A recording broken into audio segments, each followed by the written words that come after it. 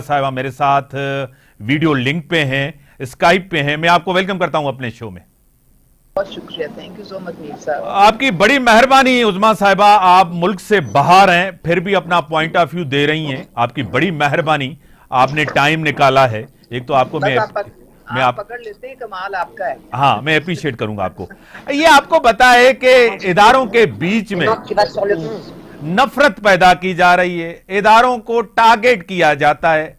और रऊफ हसन साहब के ऊपर आपको पता है कोई हमला जिस तरह हुआ है, अब ये पूरी उसके ऊपर कैंपेन शुरू करना, क्या कहेंगी?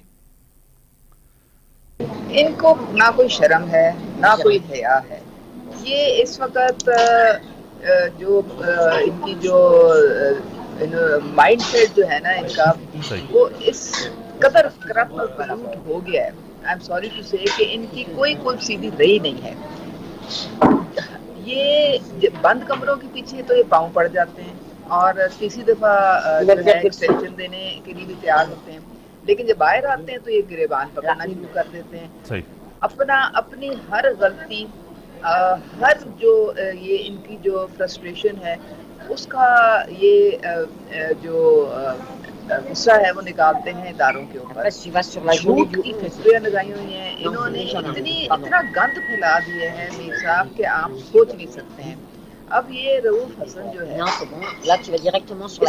शोएब शाहीन की अगर आपने स्टेटमेंट पढ़ी हो तो वो खुद कह रहा है, वो कह रहे हैं कि मरवत ने करवाया है हमला, क्योंकि मरवत से किसी की बन नहीं रही है, मरवत को आउट करवा दिया इन चारों ने, तो वो अब एक दूसरे के पीछे पड़े हुए हैं। और ये मैं तो चूंकि रही हूँ पीटीआई में, मुझे पता है इन लोगों का, ये एक दूसरे की जड़ें काटते हैं। और जो बानी साहब हैं वो डिवाइड एंड रूल करके पार्टी चलाते हैं। वो भी कहते हैं लड़ने दो इनको आपस में, ताकि मैं ही एक मजबूत रहूंगा बंदा, बाकी सारे जो है ना ये इनको कोई हद तक मेरे वो नहीं लाते हैं।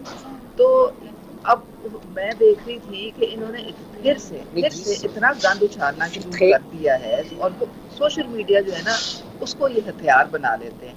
ये जो पॉपुलिस्ट पार्टी जो होती है ना, उनका हथियार होता है प्रोपेगेंडा, और वो करते हैं सोशल मीडिया के थ्रू।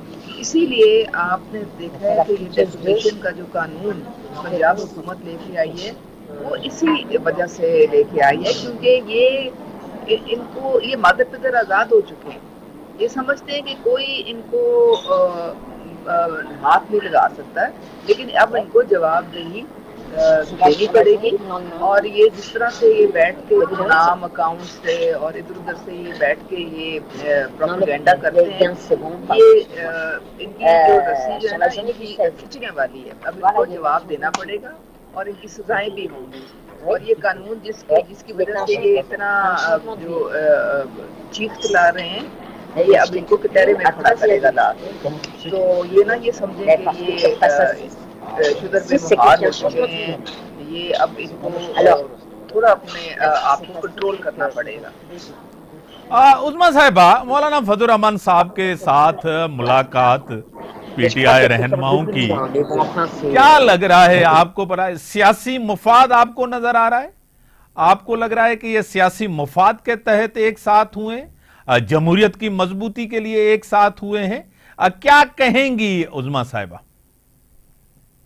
गैर फितरी इतिहाद है, और मौलाना साहब ने अपनी साख जो है ना वो खुद बर्बाद कर ली है उनके पास जाके। आपको पता है कि पिछले 13-14 साल से मैं भी देख रही हूँ, आप भी देख रहे हो, किस तरह इन्होंने मौलाना साहब को हर जलसे में दलील किया है लोगों के साथ। आपको पता है क्या क्या नाम से पुकारे जाते थे।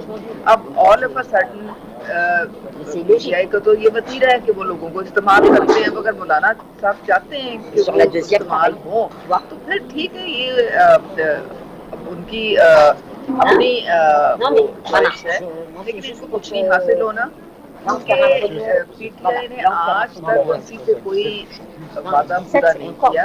ये सिर्फ इस्तेमाल किए जाएंगे और फिर किसी की तरफ फेंक दिए जाएंगे।